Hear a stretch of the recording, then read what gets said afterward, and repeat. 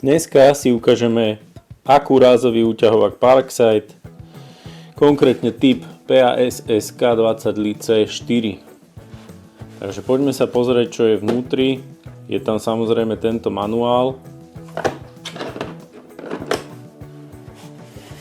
A ja som si zvolil variantu bez akumulátora, bez nabíjačky, pretože tých mám v garáži kopu, takže by mi to bolo celkom k ničomu.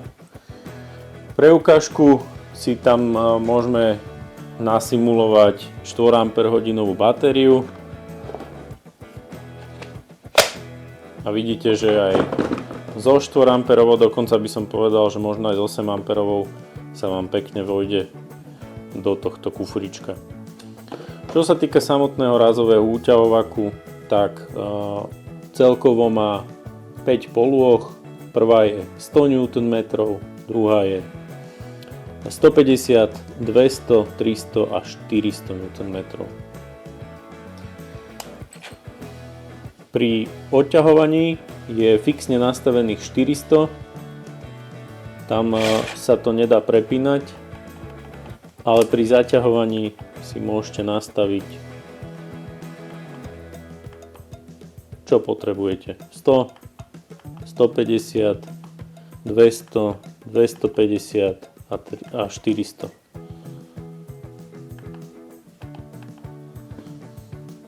Je to pomerne robustné a ťažké, aj bez toho akumulátora, ale tak to asi musí byť, keďže to má niečo vydržať.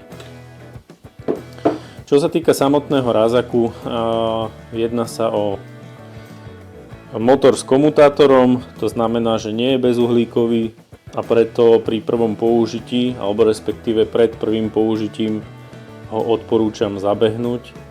Robím to tak so všetkými vecami, ktoré mám s komutátorovým motorom. A je to preto, lebo komutátorový motor potrebuje uhlík, ktorý samozrejme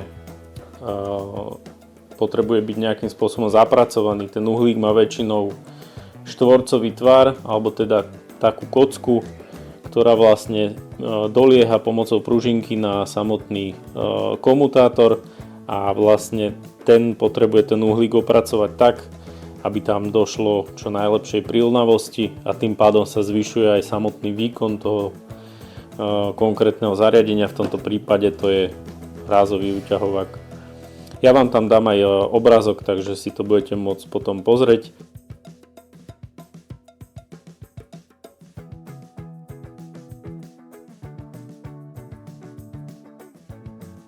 Zabieham to tak, že ako vidíte na videu, dávam tam eskapásku na činnú časť toho zariadenia, toho rázového úťahováku. A dám to na čo najmenšie otáčky a snažím sa tam dávať 2 Ah batériu, preto aby nedošlo k nejakému prehrievaniu alebo podobne.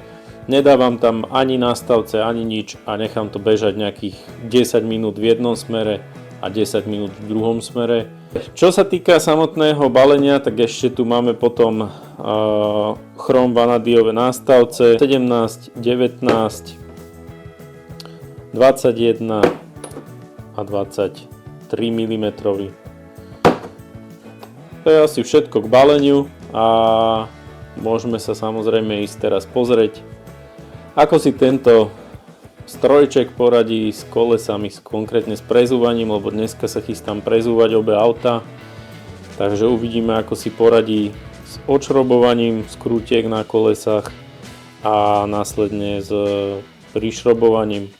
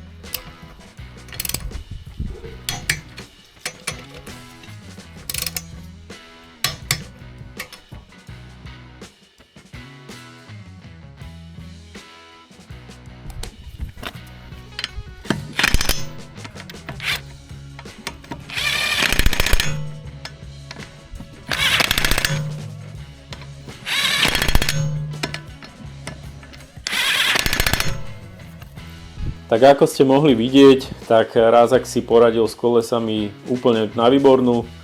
Dal som tam teda 4 Ah batériu a išlo to úplne perfektne. Myslím si, že za cenu, ktorú som ho kúpil, 29 eur aj teda plus ešte poštovné, takže dokopy som platil nejakých 34 eur, ak sa nemýlim, tak je to, myslím si, že veľmi obstojný a spoľahlivý kúsok náradia do mojej garáže. Ak sa vám toto video páčilo, tak nezabudnite mi prosím vás dať like, nejaký komentár, ak máte k tomu nejaké pripomienky alebo nápady. No a budem samozrejme ešte šťastnejší, ak mi dáte odber a budete ma pravidelne sledovať.